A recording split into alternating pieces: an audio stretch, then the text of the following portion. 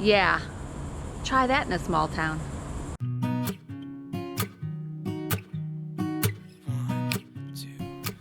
In my small town, my mornings start often with a walk in the park before the hustle and bustle of my business day gets started.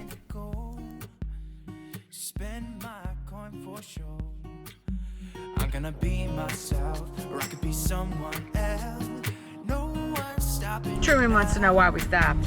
I'm gonna skip my breaks. I'm gonna make mistakes. Don't mess with the laughs. Wanna feel alive. It's just what I do when I'm out, so try not to hold me down. Feel alive when I'm in this town. Look at those beautiful stars. I wanna drive a faster car. Nothing can break me. No, nothing can break me. You know, I love living in a small town, but things are changing. As it seems, the small town is under attack and getting more crowded. As I enjoy my walk this morning with little Truman, and it's quiet, there's not many people here. I wonder how long that's gonna last. Lay my troubles to rest. Blow the smoke through my cigarette. City lights looking fine, and I know this is my time. I'm gonna be myself, Little poop. or I could be someone else. No one's stopping me now. I'm gonna skip my breaks.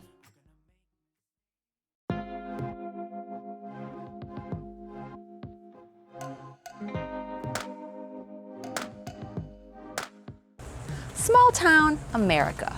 Many of us grew up in one, and there's plenty to love about a small town. For instance, charm.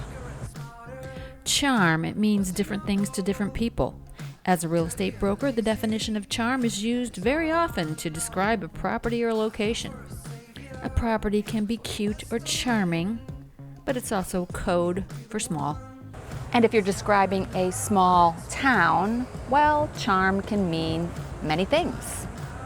Attractive, quaint, a feel of times past. There are several definitions to the word charm. Really depends on how it's used, but pleasing and delightful come to mind first. And I hate to tell you, but the small town's about to get crushed. You know, as I sit here in my little downtown, I have mixed emotions.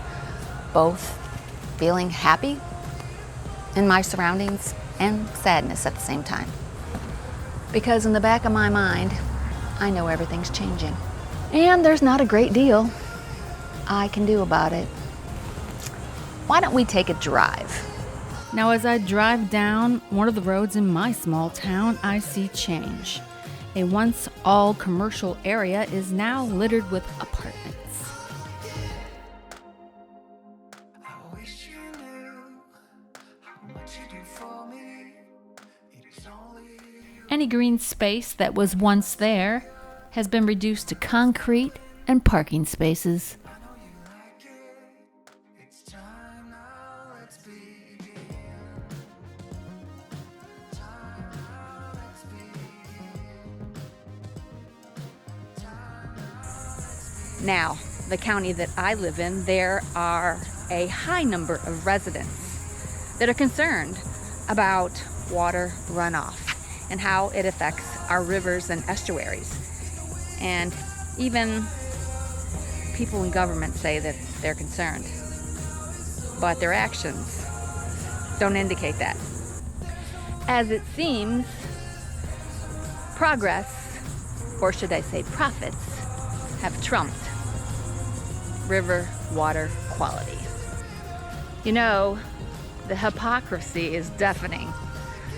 On one hand, you say you care about the environment, but yet you bulldoze everything. So if you're not aware, we have a war going on, and I'm not talking about the war in Ukraine. I'm talking about a war right within the walls of our cities and states. It's been hiding in plain sight for quite some time, and it just got accelerated in 2020. That's right, our government has teamed up with corporate America because, of course, they know what's best for you and I. Anytime the government tells you they're here to help, you should run. Now, if you Google ESG, you're going to see lots written about it, hundreds of articles, most of which will give you a fluffy version. ESG is about looking at financially material, environmental, social, and governance considerations, building them into an investment process, engaging with companies to achieve them, and helping those companies to be even greater as a result. But I have taken off my rose-colored glasses and see it for exactly what it is. And I see something much more destructive. The current administration wants to put more apartment buildings and multifamily units in areas traditionally zoned for single-family housing.